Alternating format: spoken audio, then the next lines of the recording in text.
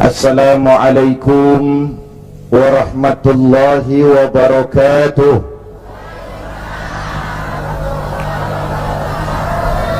Alhamdulillah wassalatu wassalamu ala rasulillah Sayyidina Muhammad ibn Abdullah wa ala alihi wa sahbihi wa mawalah, amma ba'du. Para ulama yang saya muliakan, para pejabat baik sipil, TNI dan Polri, hadirin hadirat ma'asyiral muslimin yang berbahagia.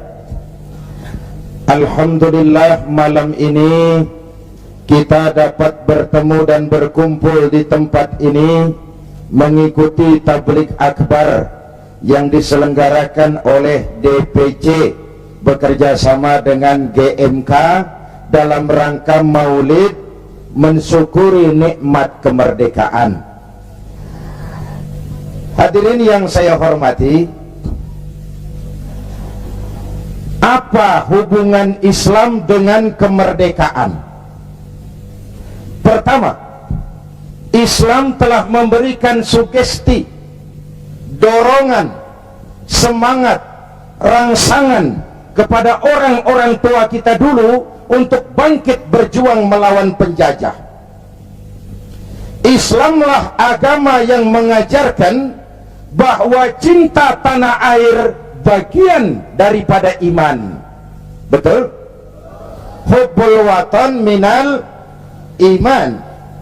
Tanah air kita bukan Aljazair, tanah air kita bukan Palestina, bukan Arab Saudi, bukan Yaman. Tanah air kita Indo. Mencintai Indonesia juga bagian daripada iman. Yang datang menjajah kebetulan kafir. Ini cikal bakalnya. Yang datang menjajah kebetulan kafir.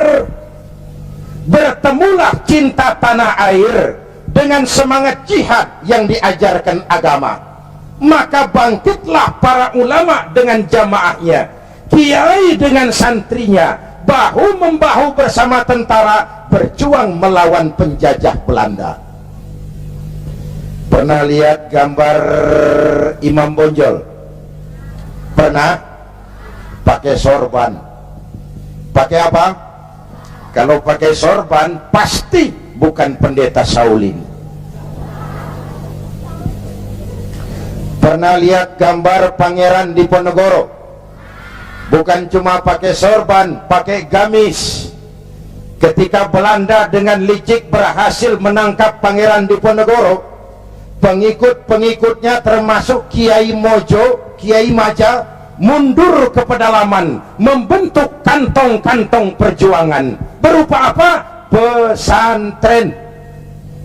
Pesantren selain sebagai tempat menimba ilmu, juga merupakan kantong perjuangan untuk melawan penjajah.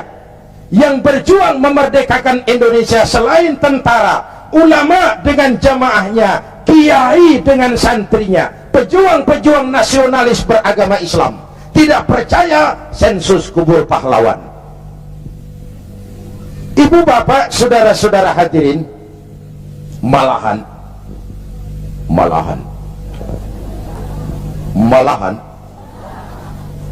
Bung Tomo, tokoh 10 November yang dikenal sebagai Hari Pahlawan, dalam satu pidatonya di Jakarta, saya ingat almarhum Bung Tomo pernah bilang begini. Ini pidato Bung Tomo, saya ulang. Andai kata tidak ada kalimat takbir, ini ucapan Bung Tomo. Andai kata tidak ada kalimat takbir, saya tidak tahu, kata Bung Tomo, dengan apa saya harus menggerakkan putra-putra terbaik bangsa untuk bangkit berjuang melawan penjajah. Begitu Allahu Akbar, semangat jihad menggelora, Belanda kecil, mati tiket ke surga. Coba pakai kalimat lain, nggak serem. Woi, perang, malah mundur orang. Tapi begitu Allahu Akbar, kalimat ini refleksi dari nilai keyakinan. Ibu bapak, saudara hadirin yang saya hormati, Ketika itu pilihan perjuangan cuma dua, merdeka atau mati. Betul? Orang-orang tua kita berjuang nggak mikirin nanti saya jadi bupati di mana kalau merdeka, nanti saya dapat kursi apa kalau merdeka. Tidak. Ikhlas membela tanah air sebagai bagian daripada nilai-nilai keimanan. Dulu iman untuk merebut kemerdekaan, sekarang iman untuk mengisi kemerdekaan. Ya Bu? Ya Bu? Apa?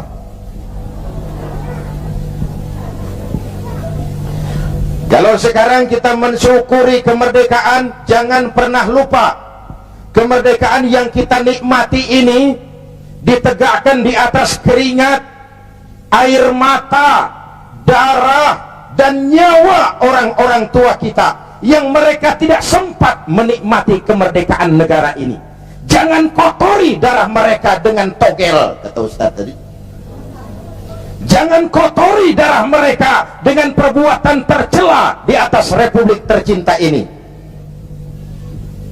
Jangankan adik-adik saya yang lebih muda, saya saja kalau ditanya, Saudara Zainuddin, apa jasamu dalam menegakkan kemerdekaan? Saya jawab, tidak ada.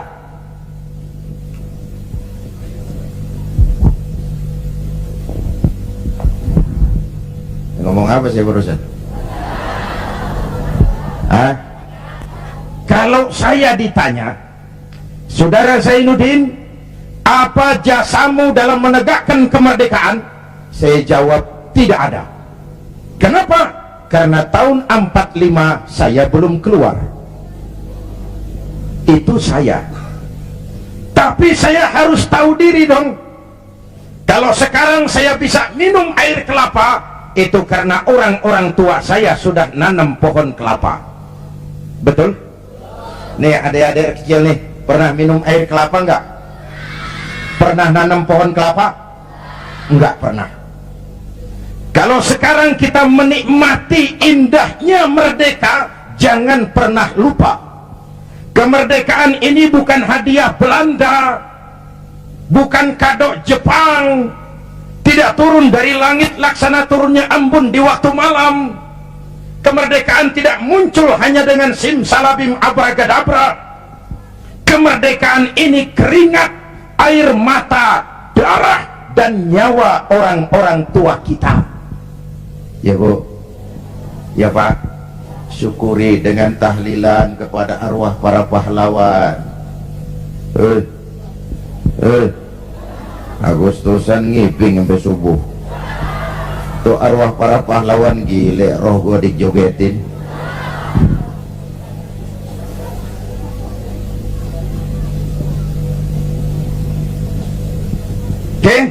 Dulu iman untuk merebut kemerdekaan, sekarang iman untuk mengisi kemerdekaan. Selama ini pembentukan SDM kita cuma berorientasi pada pengisian otak, penataran tiap hari, pendidikan keterampilan di sana sini, tapi hati sering kosong, agama dangkal, keyakinan rapuh, akhirnya moral rendah. Pantas yang disuruh ngurus laut malah jadi bajak laut, yang disuruh ngurus hutan rame-rame jadi orang hutan, yang disuruh ngurus beras malah nimbun beras, yang disuruh ngurus hukum malah bikin hukum kayak pisau. Itu yang melukai rasa keadilan. Pantas muncul street justice, pengadilan jalanan, maling motor tangkap bakar. Itu refleksi dari ketidakpuasan rakyat terhadap sikap hukum selama ini, di mana rakyat melihat kalau yang kecil salah, hukum cepat-cepat ditegakkan, yang besar salah, diam pura-pura nggak ngerti. Itu yang merusak masyarakat. Jelas? Hukum kayak pisau. Tahu pisau? Kalau ke bawah tajam, ke atas si tumpul. Ini hukum pisau namanya. Mudah-mudahan ke depan duet Bu Mega dan Pak Hamzah mampu menegakkan hukum dengan benar. Amin. ya Rabbal. Berangkat dari pengalaman itulah kita harus mulai kembali kepada penata nilai keimanan. Itu sebabnya muslim begitu brol lahir ke alam dunia udah disambut azan. Benar Bu? Kenapa? Bayi itu kaset kosong, kalau dipakai merekam daya rekamnya kuat.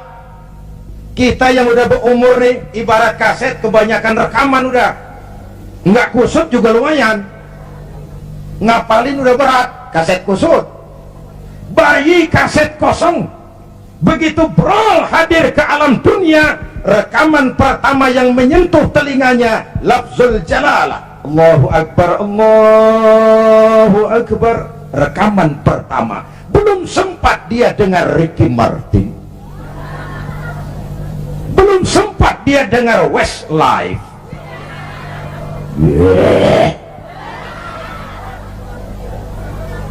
Kok tahu ya, tahu gua kan Ustadz gaul.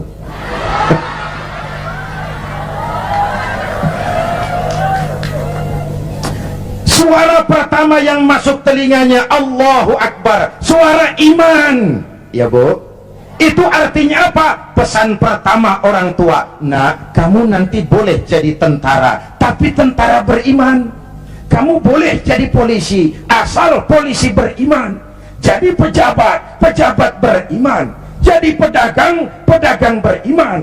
Jadi petani, petani beriman. Jadi nelayan, nelayan beriman. Jadi teknokrat, teknokrat beriman. Jadi seniman, seniman beriman. Jadi artis, artis beriman. Jadi maling.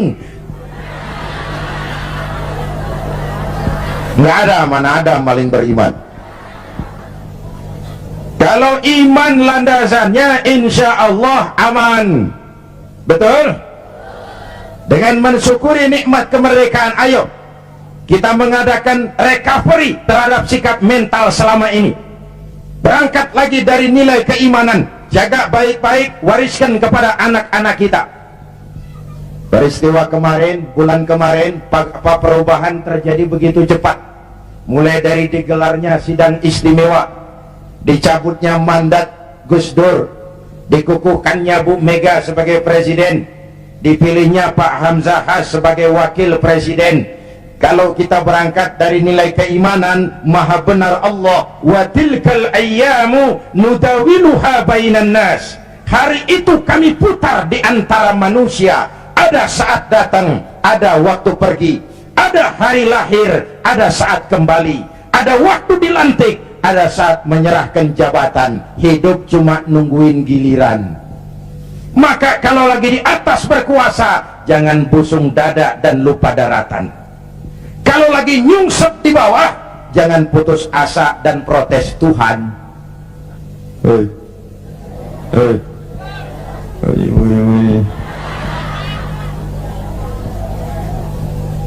ayo tetap husnuzon, baik sangka kepada Allah.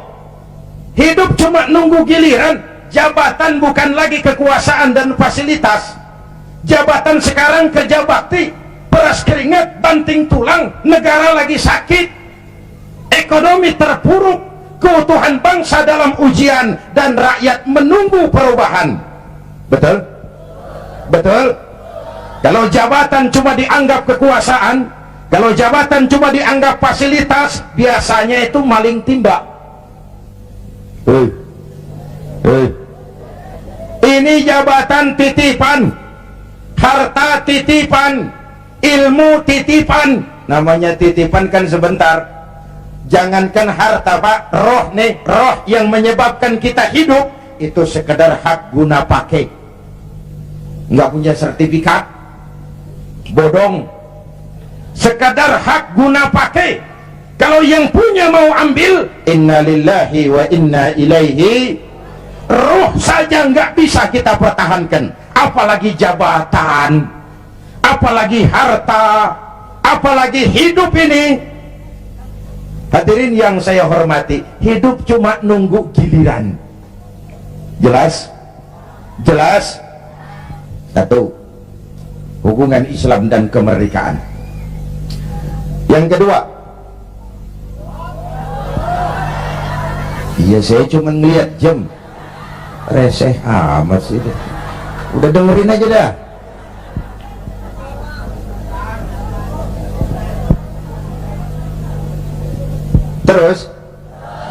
Terus menghina. Ini ustadz bukan tukang parkir.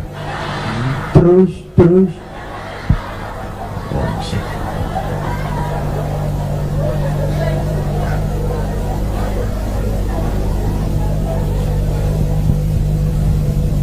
yang kedua, setelah merdeka kita mulai menata negeri ini, membentuk wawasan Nusantara dari Sabang sampai Merauke. Indonesia kita yang begini majemuk, begini beragam, disatukan oleh cita-cita membangun Indonesia ke depan. Agama yang memberikan dorongan ke arah lahirnya persatuan dan kesatuan adalah Islam. Ia membebaskan manusia dari ras diskriminasi. Dari mana ke orang datang, apa ke warna kulitnya, dari suku apa ke ia dilahirkan, kalau akidahnya sama, itu kan saudara kita. Benar? Semalam saya cerita nih, saya mau cerita, mau dengar nggak? Saya punya teman, Pak. Teman saya ini doktor dari Harvard University, Amerika. Kenalan sama saya pada waktu saya berada di San Francisco.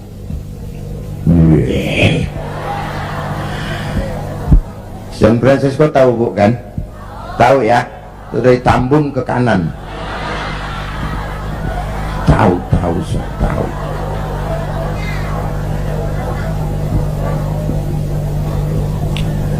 Satu hari teman saya si dokter ini bilang, orang Amerika, bule, Mr. Zainuddin, ya, saya kagum dengan negeri Anda Indonesia. Giliran saya kaget. Ada dokter dari Harvard. Harvard itu perguruan paling bergengsi di Amerika. Dia menyatakan kagum dengan Indonesia. Saya kaget. Loh, emangnya kamu sudah belajar tentang Indonesia ya? Sudah. Kenapa? You kagum dengan Indonesia, kenapa? Saya bilang, Indonesia negara Anda, Mr. Zainuddin, negara Anda besar. Dalam rangka mensyukuri kemerdekaan, kita bangga dulu jadi anak bangsa. Negara kita besar enggak? Masya Allah, Masya Allah. Republik Indonesia kita ini 17.000 pulau. 17.000 pulau. Allahu Akbar. Itu belum termasuk Pulau Gadung dan Pulau Gebang. Tambah 2 kalau itu masuk.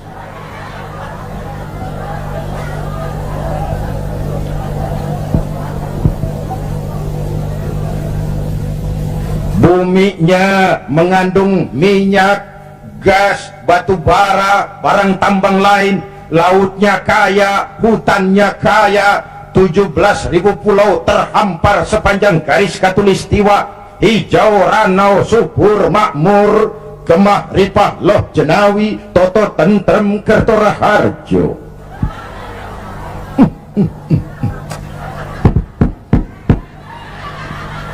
Negara besar. Sampai teman saya orang Arab lain lagi, dia bilang, "Inta Indonesia guys, Indonesia bagus." Saya bilang, bagus apanya, Rab? Indonesia negeri Anda subur, tongkat ditanam jadi pohon, namanya singkong. Tongkat ditanam jadi pohon, kami pohon ditanam jadi tongkat, mati tuh pohon.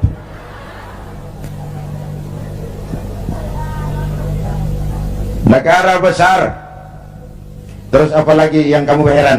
Penduduk negeri Anda banyak. Kita rakyat Indonesia sekarang 210 juta. Itu SDM kita, itu aset kita, 210 juta. Allahu Akbar. Konon menurut keluarga berencana nasional, di Indonesia ini tiap 1 menit lahir 8 bayi. Cuma karena Indonesia luas nggak terasa. Coba jejer, serem. 1 menit 8 bro. Ini kan menyangkut sekolah yang harus kita siapkan, lapangan kerja yang harus kita sediakan, kesehatan yang harus kita pikirkan, pertumbuhan penduduk. Kan artinya itu pertumbuhan penduduk artinya lapangan kerja, sekolah, kesehatan. Ibu bapak hadirin yang saya hormati, negara besar, penduduk banyak, agama macam-macam. Ini faktor ketiga. Di Indonesia paling banyak agama. Selain Islam ada Kristen, ada Hindu, ada Buddha, ada Shinto, ada agama Majusi pengikut Zoroaster, ada agama Kaharingan di Kalimantan. Jawa Tengah masih banyak aliran kebatinan, kejawen, golongan eling. Yang penting percaya kepada Tuhan yang Maha Esa, berbudi luhur, berjiwa bersih, banyak-banyak bersamadi, menyadari tentang hakikat sangkan paraning dumadi, untuk mencapai manunggaling kaula Gusti.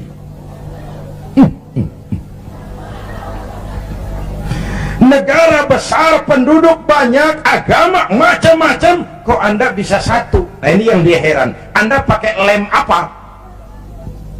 Saya bilang lemnya 2. Pertama, 87% penduduk Republik ini Muslim. Watak Islam itu rahmatan lil. Kalau besar, dia mampu melindungi yang kecil. Kalau kecil, dia mampu menjaga diri. Ini bukan umat teroris, ini umat cinta damai. Ini bukan umat biang kerok, ini umat penegak kebenaran. Kita tidak pernah cari-cari musuh, tapi kita pantang lari kalau ketemu musuh. Jelas? Jelas? Hadirin yang saya hormati, lem kedua saya bilang namanya Pancasila. Ini diterima oleh semua agama. Dengan mensyukuri nikmat kemerdekaan, ayo jaga persatuan dan kesatuan. Pagelaran bulan kemarin dalam pengembangan demokrasi kita harus jadi pelajaran betapa kita harus menghormati perbedaan. Jangan beda dianggap musuh. Kalau beda dianggap musuh, kapan kita mau dewasa? Kalau beda dianggap musuh, kapan kita mau berdemokrasi? Ayo rakyat kita dewasa, jangan terjebak fanatisme sempit. Saudara senang Zainuddin, boleh. Fanatik sama Zainuddin, jangan. Kalau buat Pak Zainuddin benar atau salah, saya bela dengan darah saya. Goblok. Yang benar belain, yang salah dandanin.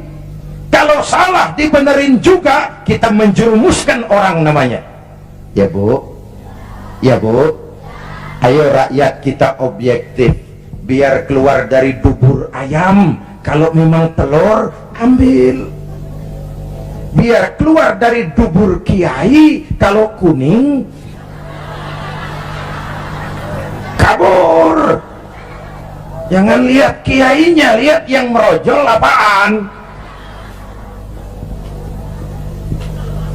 Akur, akur.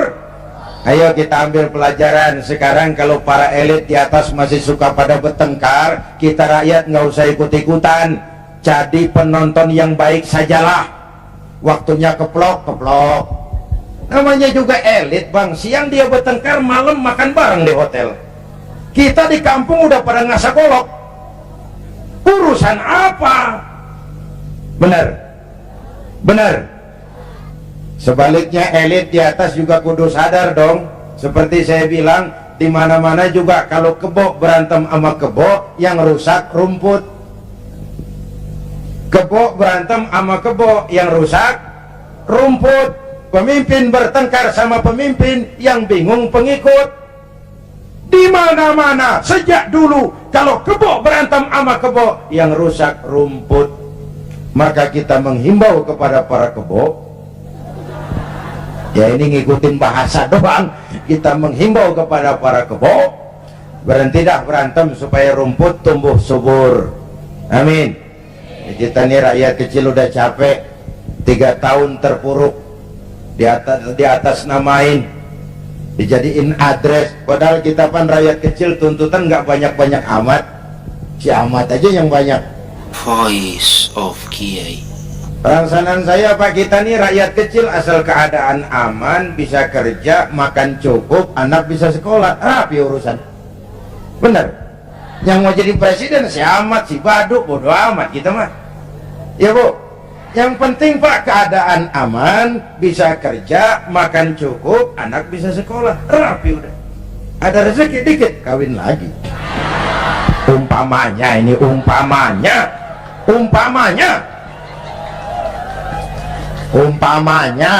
saya bukan ngasih tahu, ngajarin.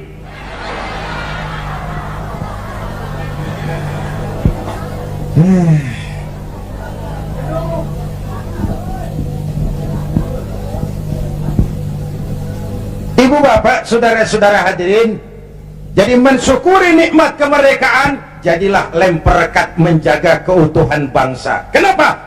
Keutuhan kita dalam ujian, apalagi kemarin-kemarin kan istilah saya musim Pak Bendot, kipas, angin, tukang kipas gentayangan, tukang kompor lebih banyak daripada tukang lem, angetin sono, sundut sini, panasin sono, bakar sini, begitu kebakaran dia kabur, tepuk tangan, kita yang tekor. Hadirin yang saya hormati, padahal bangsa itu kayak gelas. Contoh.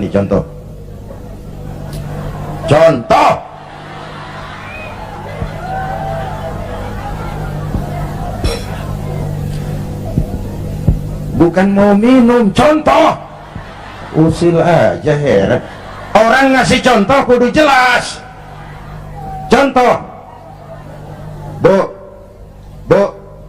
ini gelas kalau pecah bisa ditambal nggak? Nah, bangsa kayak gelas Bang, begitu pecah nggak bakal bisa ditambal. Timur udah pisah dari Indonesia, mimpi narik lagi Timur ke Indonesia, mimpi. Kenapa? Gelas udah pecah, nggak bakal bisa ditambal. Uni Soviet gelas besar, negara besar, bersama Amerika jadi polisi dunia, dihantam glasnost yang kebablasan, Gorbachev terpental, Soviet pecah jadi negara kecil berkeping-keping, tidak mungkin menyatukan lagi Soviet. Kenapa? Gelas udah pecah, nggak bakal bisa ditambal. Jelas? Gua baru minum.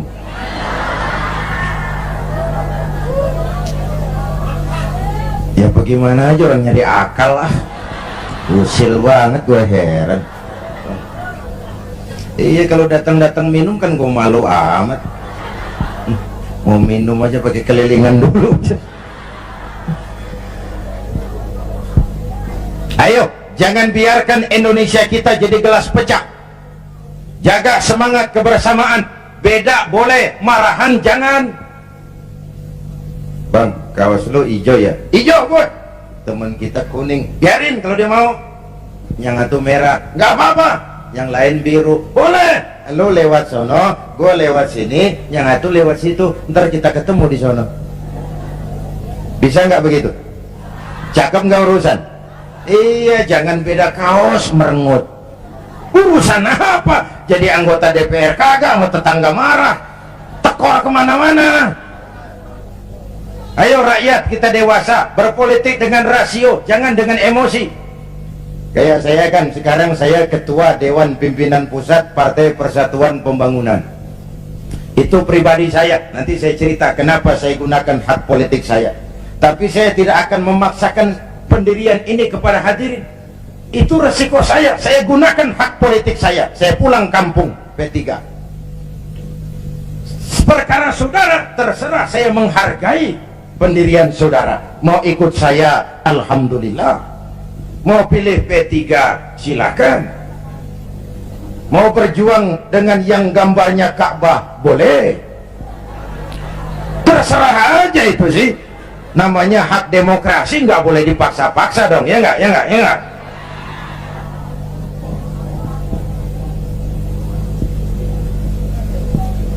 Jangan perbedaan dianggap permusuhan. kerdil kita kalau beda dikit dianggap musuh. Udah capek kita bangsa ini terkontaminasi oleh dendam sejarah. Di zaman Bung Karno, yang tidak sesuai dengan Bung Karno dicap kontra revolusi. Lalu Bung Karno jatuh, muncul Orde Baru. Bung Karno dianggap Orde Lama. Di zaman Orde Baru, yang tidak sesuai dengan Pak Harto dianggap Orde Lama. Lalu Pak Harto jatuh, muncul lagi reformasi. Di zaman reformasi, yang tidak sesuai dengan keinginan kita segera diacap Orde Baru. Kapan mau selesai kalau naik ini bantai itu, naik itu sikat ini, terkontaminasi oleh politik balas dendam? Tidak akan selesai urusan bangsa. Jelas? Jelas? Ayo kita rukun yuk, kita kompak yuk, kita bersatu yuk, kita pulang yuk.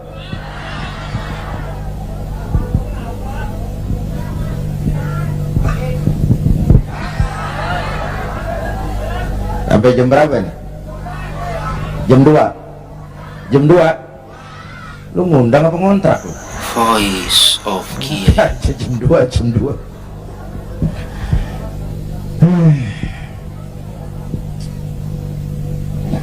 Malam ini saya hadir di sini. Saya nggak merasa sebagai tamu. Saya hanya keluarga datang dan bicara di tengah keluarganya. Bahwa saya lahir di Kebayoran itu sih kebetulan. Saya nggak mesen. Terima jadi, mau bilang apa?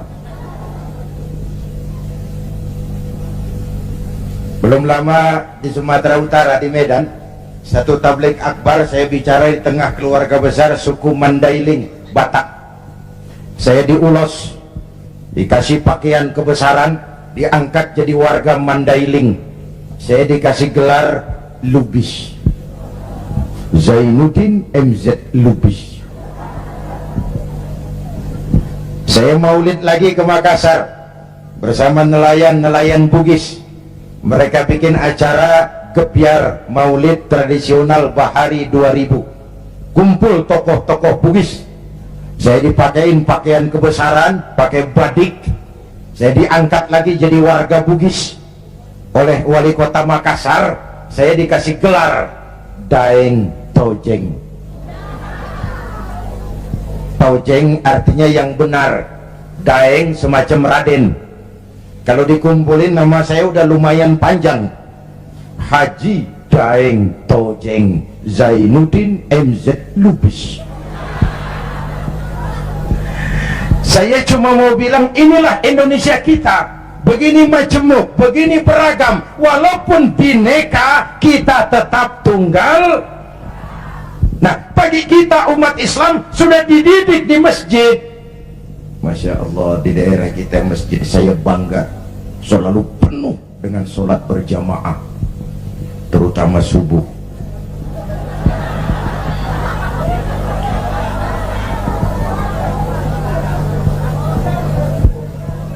Saya tahu saya subuh sering lewat sini.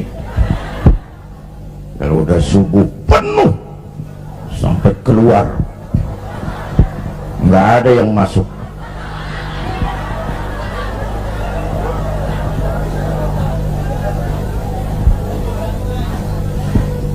Ayo ke masjid. Pertama, siapapun masuk masjid copot sendal, buka sepatu. Betul? Bicara demokrasi, mau bicara reformasi, mau bicara soal keadilan, rohnya satu. Jangan ada warga negara kelas 1 di republik ini. Semua sama di hadapan hukum. Siapapun masuk masjid copot sendal, buka sepatu. Lurah masuk masjid buka sepatu, rah. Camat masuk masjid buka sepatu, mat. Gubernur masuk masjid buka sepatu, Nur. Presiden masuk masjid buka sepatu. Jangan ada warga negara kelas 1 di republik ini. Ini cikal bakal demokrasi, reformasi dan keadilan. Negara rusak kalau sudah banyak warga negara kelas 1. copot sendal? Sudah Pak. Sudah buka sepatu? Sudah. Ayo masuk ke dalam masjid. Kalau sudah masuk ke dalam, ibu bapak lihat, yang datang dari sebelah kidul madep ngulon bang, yang datang dari sebelah timur madep ngulon bang, yang datang dari utara madep ngulon bang, yang datang dari sebelah kulon madep ngulon. Masya Allah, jiwa masjid bukan soal dari mana orang datang, tapi satu arah menghadapmu. Kau boleh Sunda, kau boleh Jawa, kau boleh Batak, kau boleh Ambon, kau boleh Bugis, kau boleh Aceh, kau boleh Padang, kau boleh Melayu, kau boleh Dayak, kau boleh Madura, kau boleh Betawi, tapi kita satu nusa, satu bangsa, satu. Yuk kita rukun yuk, kita kompak yuk. Lidih juga bang, lidih tahu lidih. Lidih tak biar gede banget, kalau sendirian laler kagak mati, bener. Tapi biar lidih kecil-kecil, kalau digabung sama lidih yang lain, diikat jadi satu, sapuh namanya, jangan laler, anjing juga gempor, bener. Kita begitu juga, walaupun hutang kita bertumpuk, kita tetap optimis, sumber daya alam kita kaya, asal kita kompak, rukun, bersatu. Jelas? Jelas? Sudah madep ngulon semua bang? Sudah. Ayo selenggarakan sholat berjamaah. Apa itu? Hidup berbangsa dan bernegara. Caranya bagaimana? Ya harus ada imam, harus ada makmum. Betul. Ada pemimpin, ada rakyat. Makmum siapa? Makmum mah siapa aja bang. Ngaji dah sama kiai mana juga nggak ada pemilihan makmum. Namanya makmum tiba ngikutin siapa juga boleh, bener bang. Torang budek tuh, budek boleh jadi makmum. Tiba makmum ngikutin doang, dia budek, dia kagak denger juga dia lihat. Bacaannya nggak fase, boleh jadi makmum. Ketinggalan satu rakaat, boleh jadi makmum. Tapi nggak tiap orang boleh jadi imam. Kenapa? Imam mau mimpin orang banyak. Kalau imam goblok, bego, hancur sembahyang. Benar? Benar? Makanya lain kali milih imam hati-hati. Yang punya masjid pada nih, kalau milih imam hati-hati.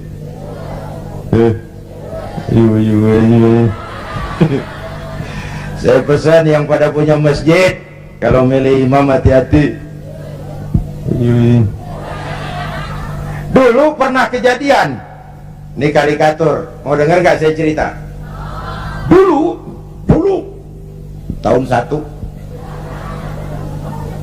di kampung saya ada 3 orang goblok. Goblok tahu goblok bu? Bego tahu bego? Minum es ditiup. Dia kira ngepul panas kali. Ini 3 orang goblok sholat di musola. Musolanya udah tua, atasnya pagar, banyak tikus. Atau jadi imam, 2 jadi makmum. Waktu tahiyat, at-tahiyatul mubarakatus salawatut tayyibatu lillah, baru sampai atta, tikus jatuh pas di depan imam, gede, botak. Profesor tikus. Imam lantaran kaget mau at-tahiyatul atta, tikus jatuh. Rusak nggak sholatnya? Batal nggak? Kalimataini mutatabi'aini, 2 kalimat berturut-turut batal sholat. Temennya yang jadi makmum maksudnya mau negor pak, bagus maksudnya mau negor, tapi karena goblok, nggak ngerti konstitusi, nggak ngerti mekanisme bagaimana cara negor imam, nyolek.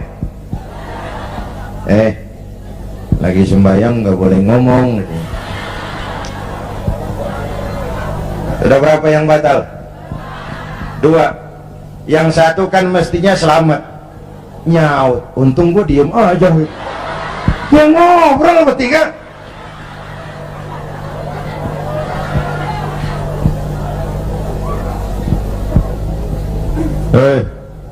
Nyari imam hati-hati ya Pak.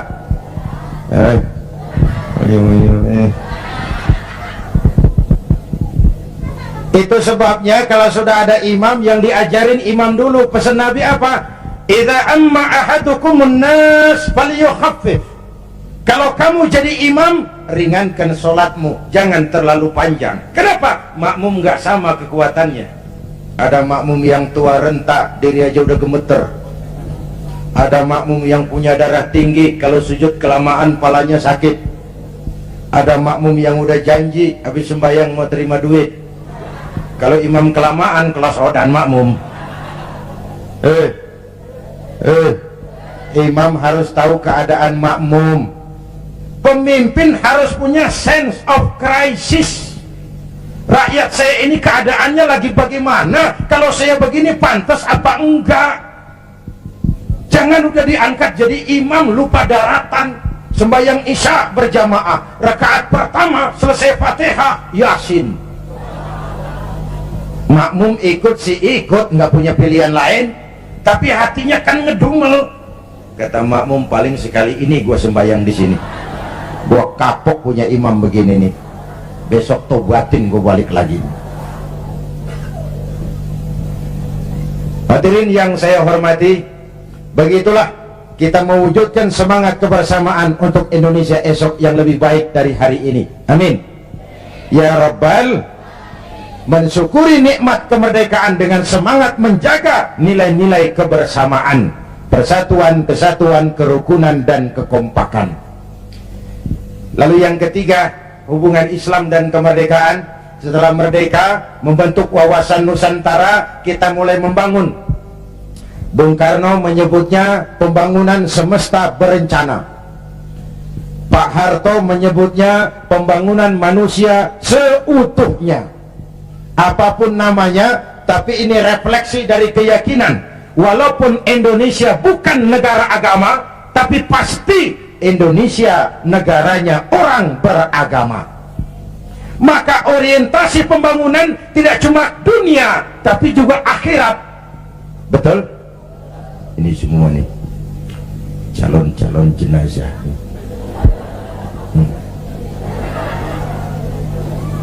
Tadi di awal saya bilang hidup cuma nunggu giliran, akhirnya giliran mati. Betul? Cuma kapan mati itu yang kita nggak tahu. Apakah nanti ibu-ibu duluan, saya belakangan? Kita nggak tahu, itu rahasia Allah. Mungkin juga malah saya yang belakangan, ibu-ibu duluan. Kita nggak tahu, itu rahasia Allah. Betul? Betul? Karena itu, dengan mensyukuri nikmat kemerdekaan, mari kita isi kemerdekaan ini membangun dunia, tapi untuk kepentingan akhirat. Ya Bu? Ya Pak? Ayo kita kompromi kepada Allah dengan memasyarakatkan istighfar, mengistighfarkan masyarakat. Kita memang rakyat kecil, tapi jeritan batin rakyat kecil, nurani rakyat kecil, mampu menggoyang aras. Hadirin yang saya hormati, hanya dengan wujud keseimbangan seperti itu, ada hidup sesudah mati, ada akhirat sesudah dunia, kita bisa berharap mencapai fid dunya hasanah wa fil akhirati hasanah. Ibu bapak hadirin, ini sekelumit tentang mensyukuri nikmat kemerdekaan. Nah sekarang saya mau bicara soal partai, karena yang ngadakan ini DPC P3. Banyak pertanyaan, mengapa makhluk bernama Zainuddin MZ yang dulu katanya tidak kemana-mana tapi ada di mana-mana, kok memutuskan turun lagi ke panggung politik? Tentu ada asbabun nuzul. Ini saya mau cerita asbabun nuzul. Saya mulai berkenalan dengan politik lebih dulu daripada menjadi mubalik. Tahun 71 saya sudah ikut politik praktis. Waktu itu saya jadi juru kampanye Partai Nahdlatul Ulama. Pemilu pertama di zaman Pak Harto yang diikuti oleh 11 partai. Ini historisnya nih. Tahun 74 terjadi fusi 4 partai Islam, NU, Parmusi, PSII, Perti, melebur jadi satu. Terjadi fusi, lahirlah Partai Persatuan Pembangunan. Asasnya Islam, lambangnya Ka'bah, hasil istikharah Hadratus Syekh Kiai Haji Bisri Samsuri, Rais Suriah Nahdlatul Ulama waktu itu, yang adalah kakeknya Kiai Haji Abdurrahman Wahid. Maka pemilu tahun 77 dan 82, selain duduk di MPC, saya tetap kampanye buat Partai Persatuan, duet sama Haji Roma Irama waktu itu, di zaman galak-galaknya Golkar. Tahun 77-82 Bu, kalau berangkat kampanye itu pamitnya pamit mati. Itu zaman-zaman Amir Mahmud, Amir Murtono, dan amir-amir lain itu. Nyawa taruhannya, padahal calon anggota DPR bukan, apalagi calon menteri, digaji kagak. Itu yang namanya panggilan jiwa. Karena partai ini asasnya Islam, tujuannya amar ma'ruf nahi munkar, untuk kemaslahatan bangsa dan negara. Kenapa? Negara ini kan kayak kapal Pak, kapal laut. Orang naik kapal laut kelasnya nggak sama, ada yang di dek kelas 1, kelas 2, ada yang kamarnya di bawah.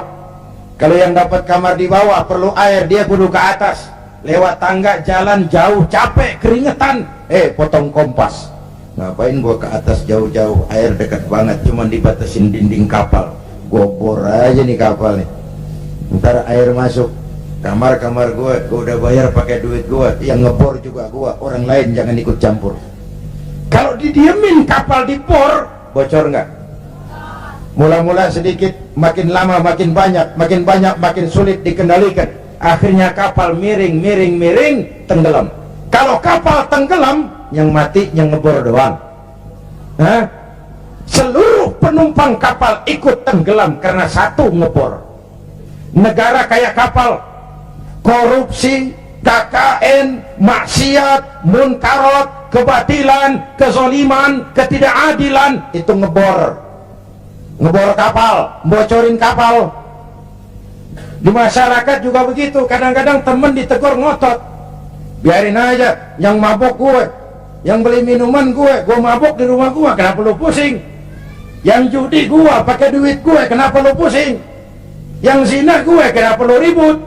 Iya, yang judi lo, yang mabok lo, yang zina lo, tapi judi, mabok, zina, maksiat Mas. Kalau ini negeri kebanyakan maksiatnya, Allah marah, turun gempa bumi, yang mampus bukan elu doang monyong.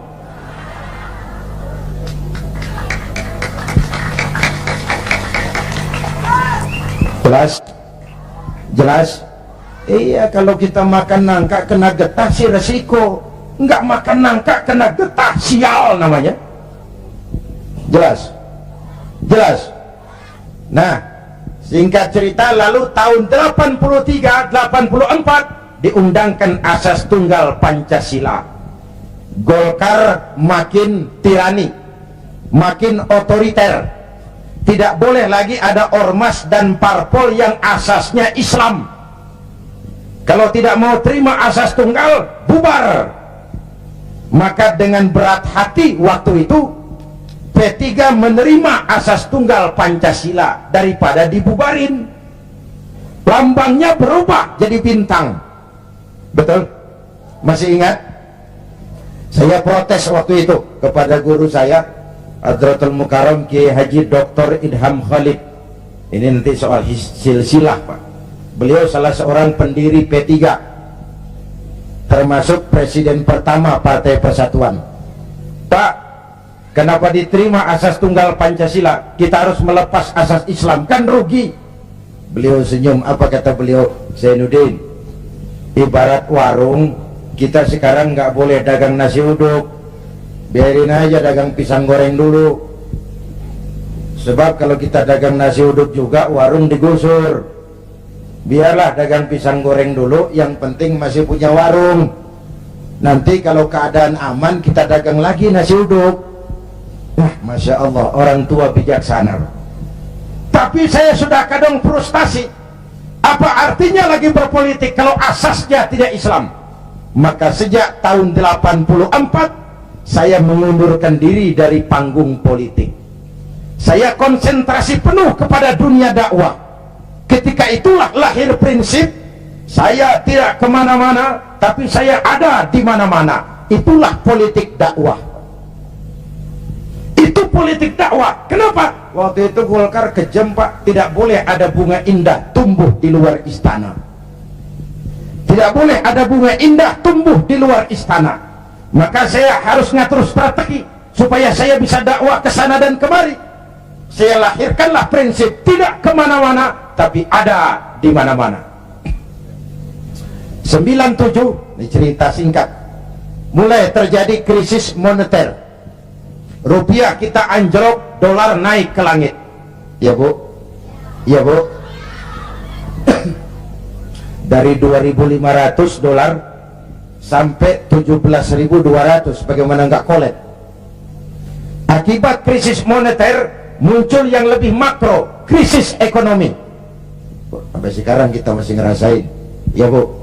Perusahaan besar ambruk, konglomerat terpuruk, hutang numpuk, pejabat ngantuk, PHK di mana-mana, lapangan kerja sulit, pengangguran meningkat, kemiskinan naik, kriminal menjadi-jadi, harga-harga kebutuhan tiap hari berlomba dan membumbung. Ini ibu-ibu di dapur kan ngerasain bener. Ya Bu, tadi udah ditanya tuh sama Ustadz kita, beras naik nggak? Naik. Minyak, kecap, bapaknya anak-anak pikir dulu baru nyaut. Naik.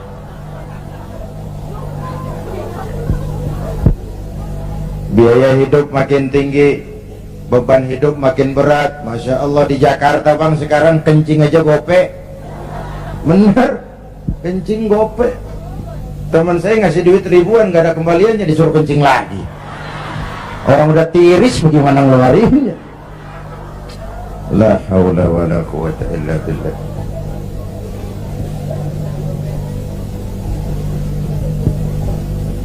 Akibat krisis ekonomi muncul yang lebih mengerikan, krisis kepercayaan. 97, reformasi bergulir, mahasiswa turun ke jalan, Pak Harto lengser.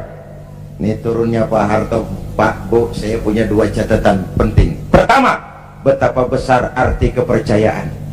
Ini kan PDIP sama P3 lagi dapat kepercayaan, jadi orang nomor 1 dan nomor 2 di Indonesia. Nyari kepercayaan berat, menjaga kepercayaan lebih berat.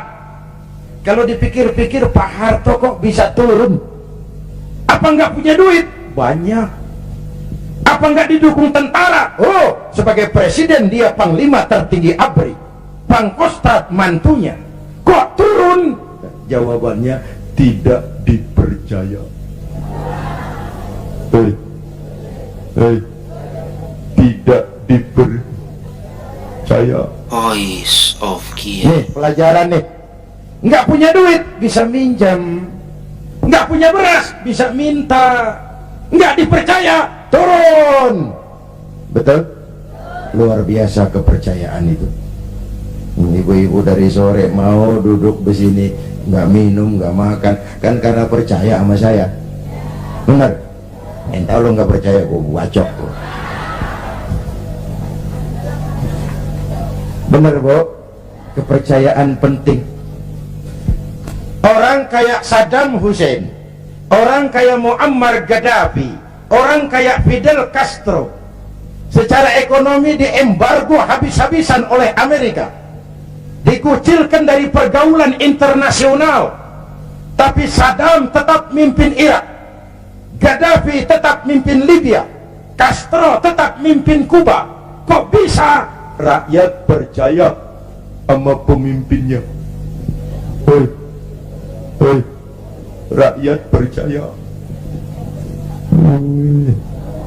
Rakyat percaya. Ya Bu, ya Pak. Kalau nggak dipercaya udah berabe dah. Ini. Itu catatan pertama. Catatan kedua, dengan segala kelebihan dan kekurangannya, Pak Harto masih menjaga keutuhan bangsa. Ya udah, kalau nggak dipercaya saya turun. Nggak usah sidang istimewa, ongkosnya mahal. Pak Harto juga nggak nakut-nakutin rakyat. Ntar kalau saya turun Jawa Tengah merdeka. Enggak. Pak Harto juga nggak ngumpulin pendukung. Kalau mau masih banyak pendukungnya. Tapi keutuhan bangsa lebih penting daripada kepentingan pribadi. Itu sosok negarawan. Jelas? Turun Pak Harto, naik Pak Habibie. Habibie ini menurut saya the right man in the wrong time. Pemimpin yang baik tapi muncul pada waktu yang salah. Kenapa? Pak Habibie berhasil menekan dolar dari 17.000 ke 6.000. Itu prestasi ekonomi. Orangnya demokrat, kalau dihujat senyum. Dia masuk gedung DPR, dia senyum. Waktu laporan pertanggungan jawabnya ditolak oleh DPR dengan suara beda cuman puluhan, apa komentarnya? Sambil senyum dia bilang, it's over. Kalau laporan saya ditolak, setelah saya sampai di sini. Dia tidak maju lagi sebagai calon presiden, padahal masih punya hak mencalonkan diri. Kenapa? Itu namanya tahu diri. Kalau orang udah kagak demen, udah. Muka badak.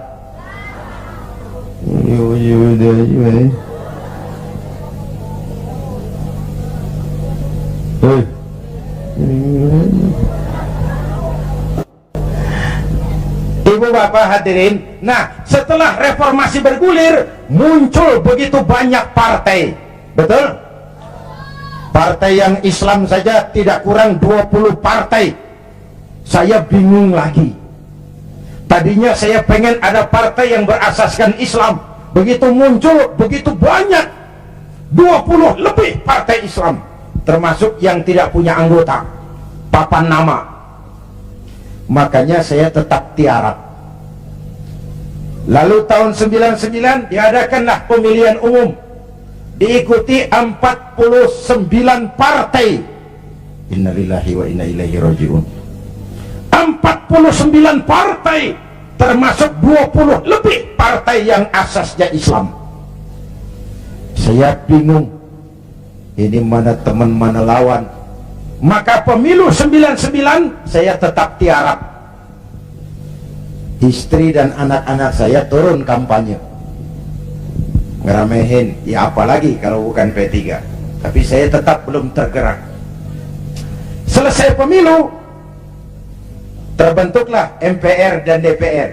Kemenangan rankingnya PDIP juara 1, Golkar juara 2, P3 juara 3, disusul PAN dan PKB. Menjelang sidang umum itulah saya kepada sekretaris minta dihubungkan untuk bicara dengan Pak Hamzah Has. Tolong, saya mau bicara sama Pak Hamzah. Bicara lewat telepon.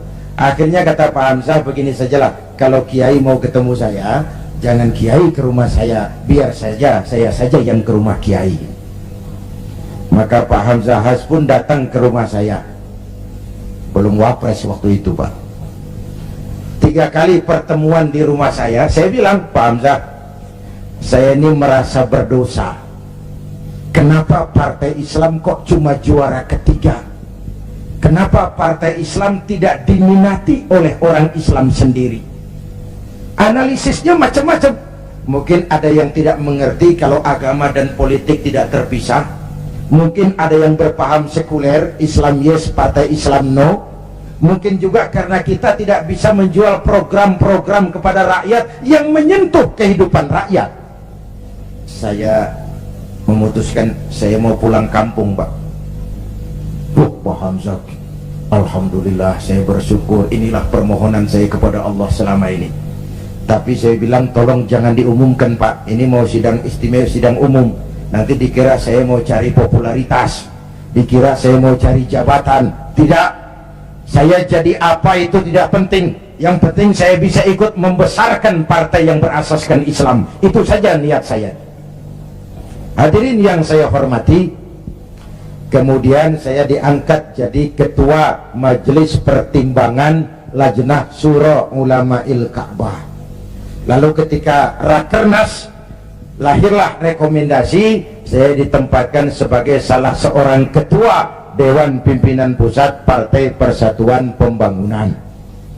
Jadi saya bilang selama ini saya dakwah, ya ayyuhalladzina amanu dkhulu fis silmi kafah. Hai orang-orang beriman, masuklah ke dalam Islam secara utuh. Jangan masuk Islam separuh-separuh. Kalau Islam katamu, Islamlah cara kau berdagang, Islamlah cara kau bertetangga, Islamlah cara kau berumah tangga, Islam jugalah cara kau berpolitik. Jangan masuk Islam separuh-separuh. Ya Bu, ya Bu, Bu, jawab yang jujur. Kalau masuk separuh-separuh enak enggak? Tuh kan ngeras aja kan pikiran. Tetapi saya tetap pada orbit saya tidak akan meninggalkan tugas dakwah. Dan saya bersyukur, sekalipun saya terjun kembali ke dunia politik, dakwah saya tetap berlangsung. Undangan nggak kurang, malah makin sibuk ngatur. Saya bersyukur, ya Allah, kalau begitu mudah-mudahan umat bisa menerima saya pulang kampung. Dan kalau sekarang P3 pada kabinet ini mampu meraih wakil presiden, kenapa tidak pemilu tahun 2004 kita raih kursi presiden? Asal konstitusi kan sah saja orang punya cita-cita toh. Nah sekarang partai guram yang kagak dapat suara aja pada minta kursi menteri. Ini tukang kursi lagi laris nih. Partai guram yang kagak dapat pemilih pakai minta kursi juga, emang urusan apa? Kursi laku banget. Dianggap kapling pembagian rezeki. Innalillahi. Ini kerja bakti, peras keringat, cuci piring. Negara lagi bangkrut, Indonesia lagi sakit, Ibu Pertiwi meratap berlinang air mata. Kalau cuma pada mau cari rezeki, maling tembak lagi tuh. Negara makin terpuruk. Ibu bapak hadirin yang saya hormati, karena itu kita doakan Bu Mega dan Pak Hamzah mampu melaksanakan amanat rakyat. Amin ya Rabbal Alamin. Dan kita semua rakyat tetap menjaga kebersamaan, persatuan, kerukunan, dan kekompakan. Perbedaan jangan dianggap permusuhan. Justru ciri demokrasi kemampuan memanage konflik, bukan menghilangkan konflik, tapi memanage konflik menjadi kekuatan untuk membangun ke depan. Hadirin, inilah sekelumit yang dapat saya sampaikan malam ini. Mudah-mudahan baik mensyukuri kemerdekaan maupun kehadiran saya di partai menjadi jelas adanya, bukan karena target pribadi, tapi karena inginan memberikan kontribusi yang lebih real kepada umat, bangsa, dan negara tercinta ini. Terima kasih atas segala perhatian, mohon maaf atas segala kekurangan. Jumpa lagi di lain kesempatan. Usikum wa nafsi bitaqwallah. Wassalamualaikum warahmatullahi wabarakatuh.